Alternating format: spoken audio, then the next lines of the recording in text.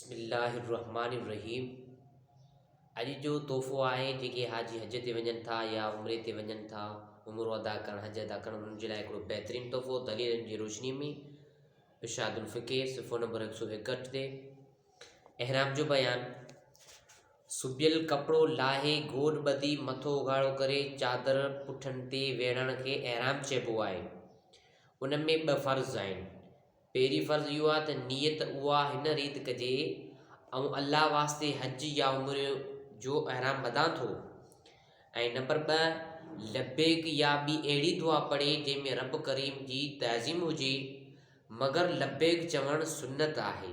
जेका हीअ दुआ तव्हांखे ॿुधायां थो, लब्बैक अल्लाहुम्मा लब्बैक लब्बैक ला शरीक लक लब्बैक इन्नल हम्द व नेमत लक वल मुल्क ला शरीक लक। इन जो फ़ाइदो हज़रत मखदूम हाशिम ठठवी रहमतुल्लाह अलैह फरमाए थो त क़यामत जे ॾींहुं जॾहिं सारी काइनात जमा हूंदी, कंहिंखे चवण चरा जी हिम्मत न हूंदी, सभिनी ते ख़ामोशी छाइल हूंदी, उन वक़्तु अल्लाह ताला पंहिंजी हबीब अलैहिस्सलातु वस्सलाम खे सॾाईंदो। उन वक़्तु लब्बैक पढ़ंदा अची हाज़िर थींदा, अल्लाह ताला खेनि इजाज़त ॾींदो, पोइ शफ़ाअत कंदा हुज़ूर अलैहिस्सलातु वस्सलाम। ऐं एहराम जूं सुन्नतूं, त एहराम में कहिड़ियूं शयूं सुन्नत आहिनि। ऐं नंबर 1, एहराम खां अॻु वेंजी पंहिंजे बदन खे ख़ुशबू लॻाए। यादि रहे त एहराम जी चादरनि खे ख़ुशबू न लॻाए। नंबर 2, हज जो एहराम हज जी महीननि में ॿधी, जिन जो बयानु अॻिते ईंदो। ऐं नंबर 3, एहराम लाइ 2 चादरूं इस्तेमालु करे, हिकु सां गोॾ ॿधे ऐं ॿी पुठनि ते वेड़े। नंबर 4, एहराम ॿधे 2 रकातूं नफ़ल पढ़े। हाणे हिते कुझु मसइला आहिनि। त मसइलो उहो नफ़ल मना कयल वक़्तनि में न पढ़बो। नंबर 5, नफ़ल बैद लब्बैक पढ़े। नंबर 6, जंहिं वक़्तु बि लब्बैक पढ़े त घटि में घटि 3 दफ़ा लब्बैक पढ़े। उहो नफ़ल मथो ढके पढ़बो ऐं नफ़ल पढ़ण बैदि जल्द मथो उघाड़ो करे छॾिजे। मसइलो उन नफ़ल जी पहिरीं रकात में कुल या ॿी रकात में कुल हुवल्लाह पढ़े।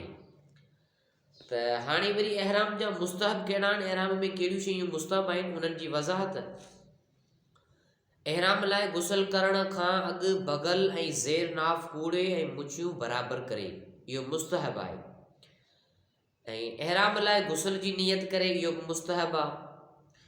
गुसल बैदि ॾाढ़ी खे तेल लॻाए कंघी करे, इहो बि मुस्तहब आहे। लब्बैक कसरत सां पढ़े, लब्बैक कसरत सां पढ़णु, इहो बि मुस्तहब आहे।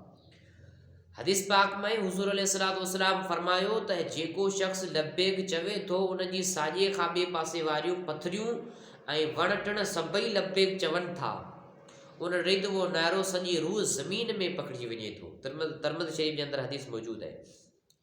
एहराम में कहिड़ियूं शयूं मकरूह आहिनि, एहराम जा मकरूह तंज़ी कहिड़ा आहिनि, उन्हनि जी वज़ाहत।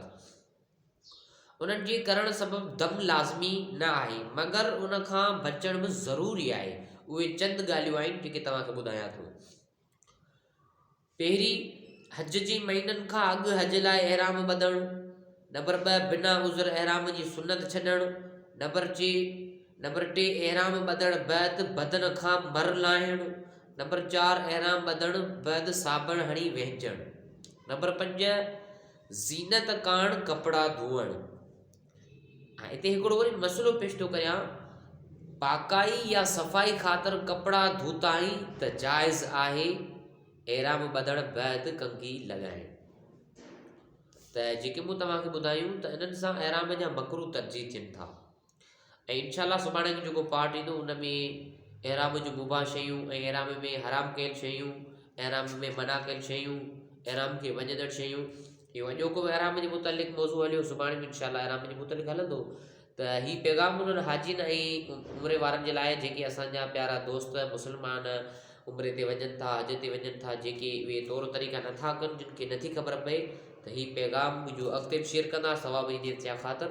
अल्लाह पाक असां सभिनी खे एहराम जो सुन्नतूं अदा करणु ऐं इहे शरई मामला सिखण जी तौफ़ीक़ अता फ़रमाए। वमा अलैना इल्लल बलागुल मुबीन।